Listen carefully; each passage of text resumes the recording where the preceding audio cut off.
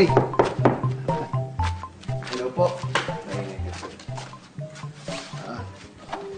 Magandang araw po, Mr. Uy. Upo po kayo. Gandang araw, ha? Han! Si Mr. Uy, nandito. Uy, si Mr. Uy. Uy. Sir, kumusta po kayo? Eto, hindi okay. Alam niya na naman siguro kung ba't nandito ako, no? Alam po namin, Mr. Uy. O, paano? Kailan niyo ba babayaran yung utang niyo sa akin? Hihingi pa po sana kami ng konting oras eh.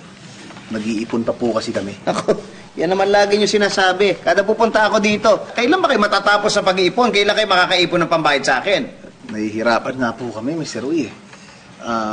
Alam niyo naman yung anak po namin, pinagsisisihan naman po talaga yung nangyaring problema sa inyo. Yun ang problema dyan kay junior nyo eh. Kung di sana pinakialaman yung pera ng kumpanya ko, di sana hindi tayo nagkakaroon ng ganitong problema. Kasalanan niya yan eh. Yun na nga po si Junior naman po talaga may kasalanan. Kaya nga, yun na nga sasabi ko. Para maging fair naman sa akin, di gawin na lang natin yung napagkasunduan natin. Kakasuhan ko na lang kayo. Ha? Wag naman po sana. Hindi, yun napag-usapan natin eh. Hindi, ba? Wag naman po sana kaming kasuhan. Pumirma pa kayo ng kontrata. Baka nakakalimutan nyo. Actually, Mr. Uy, meron po sana kaming ipopropose po sa inyo. Opo. Solusyon po. Solusyon ha? Sige, ano naman niya ipopropose nyo? Ay, kasi po, di ba, total, matagal naman na po kayong byudo.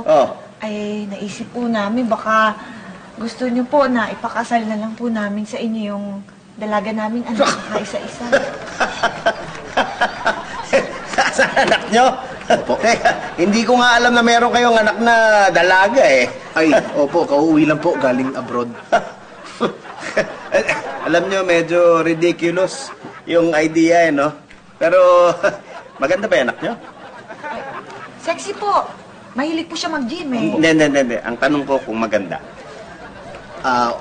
Tingnan nyo naman po yung nanay. Makikita nyo kung gaano kaganda. Grabe ka naman dito, kakaya ka, Mr. Uy!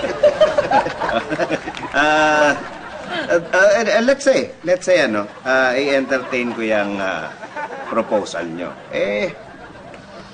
Hindi ako sigurado kung gusto ba ng anak nyo yan. Ha? Actually po, siya po nakaisip nito talaga. Siya nakisip? Idea niya po. Kanyang idea? Opo. Nakita po niya kasi na nahihirapan na kaming mag-asawa, kaya napagdesisyon na niya na ialay ang sarili niya sa inyo. Talaga, ha? Opo. Parang ang bait pala niya anak nyo. Ito ko sobra po. Sobrang bait. Talaga? Alam nyo, ako naman mabait naman akong tao. Madali akong kausap. Kung yan ang tingin nyo, nakikita nyong solusyon, sige. Sige, papayag na ako. Payag po kayo? Pero paano ba yan? Paano arrangement ang gagawin natin? Kontrata. Actually, may hinanda na po kami. Kontrata? We were expecting na baka sakaling okay po sa inyo talaga yung proposal, so naghanda po kami ng kontrata. Para saan itong kontrata na yun? Para po siyempre sa proteksyon nyo. Protection. Opo. Sa bagay, baka nga naman halimbawa, sumama na sa akin anak niya, biglaan nyo nalang bawiin.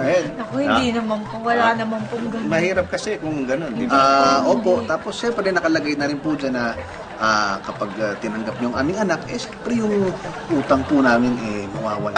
Quits Once na. na pinirmahan Wala niyo na po. yun, wala na utang. Quits na tayo niya. Pwede nyo pong basahin naman. Hindi na, okay na to. Ipirma ko na to. Yan lang po. Ayan. Na-excite si Mr. Isa na lang po. Ayan. Kayo may pumet. Meron na po yan. Tapos sa'yo na po itong kopya na to. May kopya ako. Siyempre, sa inyo po yan. Para sigurado. Thank It's you for po. your own sake. Eto, malinis na tayo. Ay, sobra Wala po. nang utang. Tapos yung anak nyo, kailan ba pwedeng sumama yung anak nyo sa akin? Yan ba? Actually, pwede mo nang tawagin. Baka gusto na niya sumama ngayon. Ngayon na? Yes. Pwede, ngayon na. Talaga? Actually, hinihintay na kayo. Talaga? Opo. Tawagin ko. Sige. Ready na kayo? Junilin? Junilin! Junilin, andito na si Mr. Uy! Yes, ma? Andito na si Mr. Umayag na siya! Yes! Pumayag na! Yes, pumayag na. Julie Hi, na lang. boss! I miss you! Teka, sandali. kasi Junior to eh. Akala ko ba babae anak nyo? Ay, si Junior nga po yan, galing pong Bangkok. Babae na siya ngayon.